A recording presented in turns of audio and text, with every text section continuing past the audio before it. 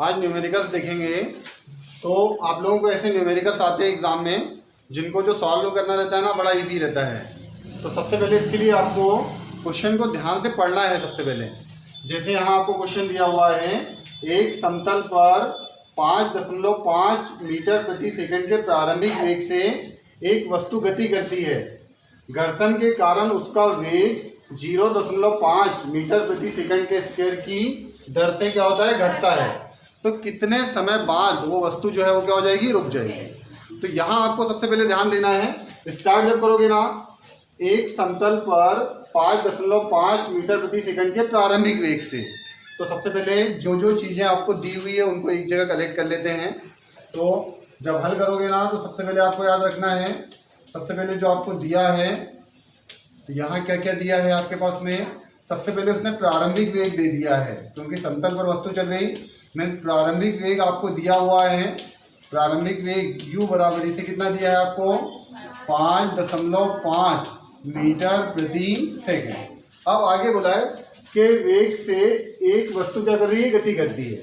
अब घर्षण के कारण मीन्स फ्रिक्शन के कारण उसका वेग 0.5 मीटर प्रति सेकंड के स्क्वायर की दर से बोला है। तो वेग परिवर्तन की दर को क्या कहते हैं, त्वरण कहते हैं। मीन्स त्वरण दिया हुआ है। यहाँ आपको बोल रहा है कि नहीं, हो उसका वेग 0.5 मीटर प्रति सेकंड के स्क्वायर की दर से क्या होता है, घटता है। तो दर बोल दिया, तो वेग परिवर्तन की दर को क्या कहेंगे, त्वरण। मीन्स त्वरण दिया है। और घटता है, मीन्स घटता है मतलब क्या होता है, वेग में त्वरण में जो कमी होती है, उसको अपन क्या कहते हैं, मंदन कहते हैं, है ना। ऋणात्मक त्वरण को अपन क्या कहते हैं, मंदन कहते हैं। मीन्स उसने अपने को क्या दिया है, मंदन दिया है। मंदन कितना दिया उसने अपने को, a बराबर से घटता है मतलब क्या दिया है अपने हाथ में, 0.5 मीटर प्रति सेकंड का स्क्वायर, है ना। अब वो घटता है बोला है, मीन्स जो त्वरण का मान है, मंदन का मान है, वो कैसा रहेगा आपका, माइनस में रहेगा, क्योंकि उस वेग से क्या हो रहा है, वो घट रहा है। ठीक है। अब वो बोल रहा है कितने समय बाद मतलब टाइम आपको क्या करना है, ज्ञात करना है ना। वस्तु क्या हो जाएगी, रुक जाएगी, मतलब अंतिम वेग क्या हो जाएगा, 0। रुक जाएगी मतलब अंतिम वेग क्या हो जाएगा, 0। तो जो अंतिम वेग दिया है आपको, अंतिम वेग जो दिया है, अंतिम वेग v बराबर से कितना दिया है, 0। अब कितने समय बाद मतलब टाइम क्या करना है, अपने को ज्ञात करना है। तो समय अपन क्या करेंगे, ज्ञात करेंगे। तो समय t इक्वल टू क्या हो जाएगा, अपने को क्या करना है, ज्ञात करना है। तो सिंपल सा है, बड़ा इजी सा आपको किया। ये बोला है 5.5 मीटर प्रति सेकंड के प्रारंभिक वेग से, मतलब u का वैल्यू कितना आ गया, 5.5 मीटर प्रति सेकंड। अब घर्षण के कारण उसका वेग 0.5 मीटर प्रति सेकंड के स्क्वायर की दर से बोला, मतलब वेग परिवर्तन की दर को क्या कहते हैं, त्वरण। और ऋणात्मक त्वरण को हम क्या कहते हैं, मंदन। मीन्स यहाँ आपको मंदन दिया है a बराबर से, और ऋणात्मक त्वरण मतलब त्वरण का वैल्यू कितना रहेगा, माइनस में रहेगा। तो माइनस 0.5 मीटर प्रति सेकंड का स्क्वायर मंदन दे दिया है। अंतिम वेग कितने समय बाद वस्तु क्या हो जाएगी, रुक जाएगी, मतलब अंतिम वेग क्या हो जाएगा, 0। और कितने समय बाद मतलब टाइम का वैल्यू आपको क्या करना है, ज्ञात करना है। अब करते क्या है, जब आपको इसके अंदर समीकरण लगाना है, तो गति के समीकरण लगाना है आप लोगों को, तो आपको यहाँ माइंड में रखना है कि आपको ऐसा समीकरण लगाना है जिसमें केवल एक ही चीज़ अज्ञात हो, है ना। तो जैसे हम यहाँ गति का प्रथम समीकरण लगा लेते हैं, है ना। गति के प्रथम समीकरण को लेंगे यहाँ, गति के प्रथम समीकरण से। तो गति का प्रथम समीकरण क्या हो जाएगा हमारा, v equal to u plus a t. अब वैल्यू रख देते हैं यहाँ पर हम। v का वैल्यू कितना है अपने पास में, 0। u का वैल्यू कितना है, 5.5 प्लस a का वैल्यू कितना है, माइनस 0.5, और इंटू क्या हो जाएगा, t। ठीक है। अब इसका हम क्या करते हैं, ट्रांसफर कर लो इधर। तो माइनस वाला इधर आके क्या हो जाएगा, प्लस में हो जाएगा 0.5 इंटू क्या हो जाएगा, t इज इक्वल टू क्या हो जाएगा हमारे पास में 5.5। अब हमको t का वैल्यू चाहिए, इसको अपॉन में ला दो, तो क्या हो जाएगा, इसको अपॉन में ला लेंगे तो क्या हो जाएगा, t is equal to 5.5 upon क्या हो जाएगा, 0.5। दोनों के चाहो तो आप दशमलव हटा के भी हल कर सकते हो, है ना। दशमलव हटा लो तो क्या हो जाएगा, इज इक्वल टू ऊपर क्या बच जाएगा हमारा 55 और अपॉन नीचे क्या आ जाएगा 5। क्यों होगा, क्योंकि इसका दशमलव हटाओगे तो नीचे आपका क्या आ जाएगा अपॉन में 10। और इसका दशमलव हटाओगे तो दशमलव का 1 और एक संख्या के बाद डिवीजन में क्या आ जाएगा 10 आ जाएगा। ये आपका क्या हो जाएगा बैलेंस हो जाएगा और 5 11 55 तो इज इक्वल टू समय कितना आ गया आपके पास में t बराबर से 11 सेकेंड। t बराबर से आपके पास में आ गया 11 सेकेंड। मीन्स 11 सेकंड के बाद आपकी वस्तु क्या हो जाएगी रुक जाएगी। अब नेक्स्ट दिया है आपके पास में कि एक रेसिंग कार का एक समान त्वरण 5 मीटर प्रति सेकंड का स्क्वायर है। विराम अवस्था से प्रारंभ करके 20 सेकंड में वह कितनी दूरी तय करेगी। तो तय दूरी मीन्स क्या होता है विस्थापन। तो तय दूरी मतलब क्या हो जाएगा विस्थापन। तो हमको क्या करना है विस्थापन ज्ञात करना है। तो सबसे पहले वही करते हैं जो चीज़ें दी है उनको कलेक्ट करते हैं। तो सबसे पहले दिया है क्योंकि किसी भी न्यूमेरिकल में सबसे पहले आपको जो चीज़ें दी है उन चीज़ों को कलेक्ट करना है सबसे पहले। तो दिया क्या है एक रेसिंग कार का एक समान त्वरण। त्वरण मतलब क्या हो गया ए दिया है सबसे पहले आपको। तो त्वरण मीन्स क्या हो जाएगा आपके पास में ए आपके पास में कितना दिया है 5 मीटर प्रति सेकंड का स्क्वायर। मात्रक से भी आप पता लगा सकते हो जैसे मीटर प्रति सेकंड दिया है तो वो वेग रहेगा, मीटर प्रति सेकंड का स्क्वायर दिया है तो क्या रहेगा त्वरण रहेगा, है ना। तो यहाँ त्वरण कितना दिया है 5 मीटर प्रति सेकंड का स्क्वायर। इसके बाद में बोला है विराम अवस्था से प्रारंभ करके। विराम अवस्था से प्रारंभ करके मतलब प्रारंभिक वेग क्या हो गया प्रारंभिक वेग विराम अवस्था से है कि नहीं। तो प्रारंभिक वेग u बराबर से विराम अवस्था में है मतलब प्रारंभिक वेग क्या है 0 है। तो u बराबर से क्या दिया है 0 ठीक है करके 20 सेकंड में वह कितनी दूरी तय करेगी। मैं समय भी दिया है आपके पास में समय कितना दिया है आपके पास में t बराबर से कितना दिया है आपको 20 सेकंड। अब कितनी दूरी तय करेगी है ना। तो तय दूरी मीन्स क्या हो जाएगा हमारे पास में तय दूरी को ही हम क्या बोलते हैं विस्थापन। तो विस्थापन का वैल्यू हमको क्या करना है ज्ञात करना है। तय दूरी में विस्थापन क्या करेंगे हम लोग s बराबर से क्या करेंगे ज्ञात। तो यहाँ सिंपल से आप लोगों को दिख रहा है कि हम s दिख रहा है तय दूरी विस्थापन। तो विस्थापन के लिए स्पेशली गति का सेकंड समीकरण है ना सेकंड इक्वेशन लगा देंगे। तो गति का सेकंड इक्वेशन लगा दो क्या हो जाएगा s is equal to ut plus 1/2 at का स्क्वायर। और उस समीकरण को लगाना है जिसमें सिर्फ एक ही मान क्या हो अज्ञात हो बाकी के जो मान है वो क्या होना चाहिए ज्ञात होना चाहिए ठीक है। तो यहाँ रखते हैं s का वैल्यू ज्ञात करना है इज इक्वल टू u का वैल्यू क्या है 0 इंटू क्या हो जाएगा t।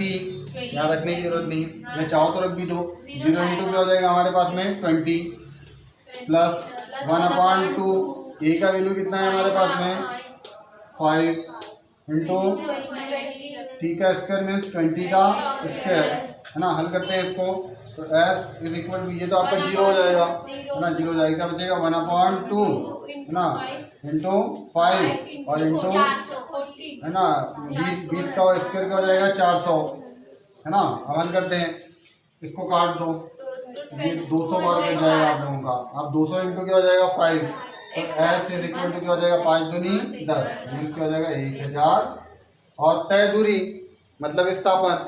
तो दूरी को हम कैसे मापते हैं मीटर। ये आप लोगों का आंसर हो जाएगा। अब नेक्स्ट दिया है आपके पास में ये भी वेरी इंपॉर्टेंट है आपको। एक वाहन 72 किलोमीटर प्रति घंटे की चाल से क्या हो रहा है सीधी सड़क पर चल रहा है। ब्रेक लगाने पर वह 200 मीटर की दूरी तय करके क्या होता है रुक जाता है।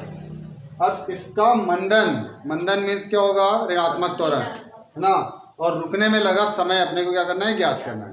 तो सबसे पहले तो जो चीज़ें दी है उनको देखते हैं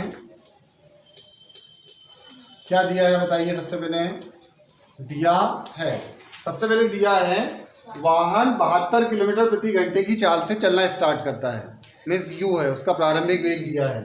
u का वैल्यू कितना दिया है अपने को 72 किलोमीटर प्रति घंटे दिया है 72 किलोमीटर प्रति घंटे दिया है। तो आपको तो पता है कि जो हमारा चाल का या वेग का जो ऐसा ही मात्रक होता है वो क्या होता है मीटर प्रति सेकंड। लेकिन उसने यहाँ क्या दिया है 72 किलोमीटर प्रति घंटे। तो एक याद रखना है आपको यहाँ पे थोड़ा सा लिख भी दे रहा हूँ आपको याद रखने के लिए कि यदि किलोमीटर प्रति घंटे दिया है किलोमीटर प्रति घंटे में यदि हम 5/18 का गुना कर दें कितने का 5/18 का ये ट्रिक है आपका। किलोमीटर प्रति घंटे में 5/18 का गुणा करने पर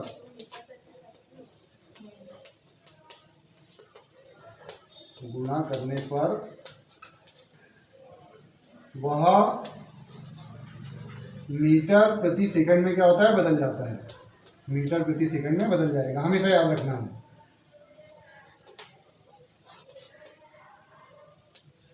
है ना। ये एक ट्रिक है आप लोगों का सिंपल सा, कि यदि आपके पास में कोई राशि आपको किस में दी हो, किलोमीटर प्रति घंटे में, और उसको आपको मीटर प्रति सेकंड में कन्वर्ट करना है, तो उसमें 5/18 का क्या करना है, गुना कर देना है।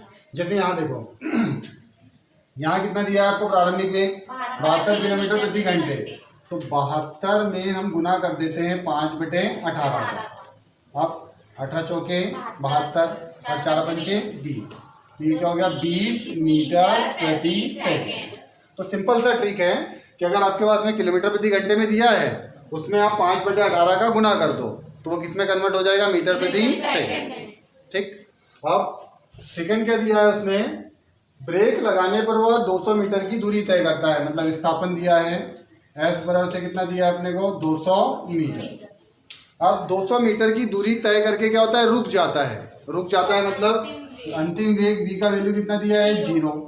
अब वो बोल रहा है कि इसका मंदन ज्ञात करो, तो मंदन मीन्स क्या हो जाएगा, ऋणात्मक त्वरण। तो मंदन मीन्स a का वैल्यू अपने को क्या करना है, ज्ञात करना है, और दूरी तय करने में जो समय लगेगा, मतलब वो बोल रहा है रुकने में जो समय लगेगा, वो समय भी हमको क्या करना है, ज्ञात करना है। समय इज इक्वल टू हमको क्या करना है, ज्ञात करना है। दो चीज़ें ज्ञात करना है, तो दो अज्ञात चीज़ें जहाँ हो तो हम ज्ञात नहीं कर सकते। मीन्स गति का प्रथम और द्वितीय समीकरण हम नहीं लगा सकते हैं। बचा कौन सा, तृतीय समीकरण। तो गति का तृतीय समीकरण लगा लो। तो गति का तृतीय समीकरण क्या हो जाएगा, v का square is equal to u का स्क्वायर प्लस ट्वाइस af। अब एक्चुअल में हमने गति का प्रथम और द्वितीय समीकरण इसलिए नहीं लगाया क्योंकि यहाँ a और t दोनों क्या रहेगा, ज्ञात रहेगा। तो दो अज्ञात राशियों का मान आप नहीं निकाल सकते हो, कम से कम एक ही अज्ञात होना चाहिए। तो इसमें केवल एक ही अज्ञात है a, बाकी सब चीज़ तो दिया हुआ है आपके पास में। यहाँ वैल्यू रखते हैं, अंतिम वेग क्या है, 0 का स्क्वायर इज इक्वल u का स्क्वायर मीन्स कितना हो जाएगा हमारे पास में, 20 का है ना, 20 का स्क्वायर प्लस 2 गुणित a का वैल्यू हमको क्या करना है, ज्ञात करना है, और इंटू एस हमको दिया है, विस्थापन कितना दिया है, 200 मीटर दिया है। अब इसको हल करते हैं, तो 0 का स्क्वायर क्या हो जाएगा, 0 बराबर से 20 का स्क्वायर कितना हो जाएगा, 400 और प्लस 2 दूनी 400 क्या हो जाएगा, 1।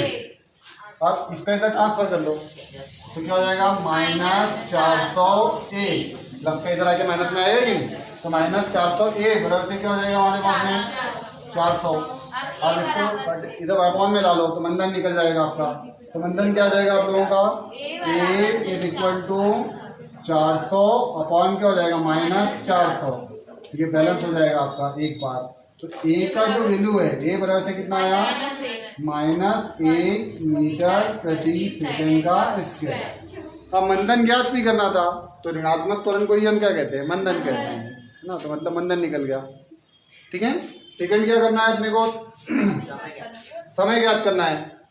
तो अब मतलब रुकने में लगा समय ज्ञात करना है, तो रुकने में लगा समय के लिए हम गति का प्रथम समीकरण ले लो, तो एक आंसर तो आ गया आपका। आप गति का प्रथम समीकरण ले लेंगे, v is equal to u plus a t. तो v का वैल्यू कितना है, 0 इज इक्वल, u का वैल्यू कितना आया हमारे पास में 20 प्लस a का वैल्यू कितना है -1 और इंटू t का वैल्यू कितना है हमको ज्ञात करना है। ठीक है। ये हो जाएगा हमारे पास में 0 इज इक्वल टू 20 और माइनस क्या हो जाएगा t, -t का इधर ट्रांसफर कर लो, तो -t इधर आके क्या हो जाएगा +t।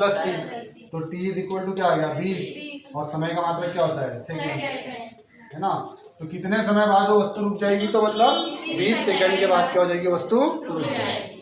तो इस प्रकार न्यूमेरिकल में ज़्यादा कुछ नहीं है, आपको पहले सवाल को अच्छे से समझना है, उसको सोचना है क्या दिया है, और अगर राशि को हमको कन्वर्ट करना है तो पहले राशि को क्या करना है, कन्वर्ट करना है। जैसे यहाँ किया था हमने 72 किलोमीटर प्रति घंटे को हमने क्या किया है, मीटर प्रति सेकंड में चेंज किया है।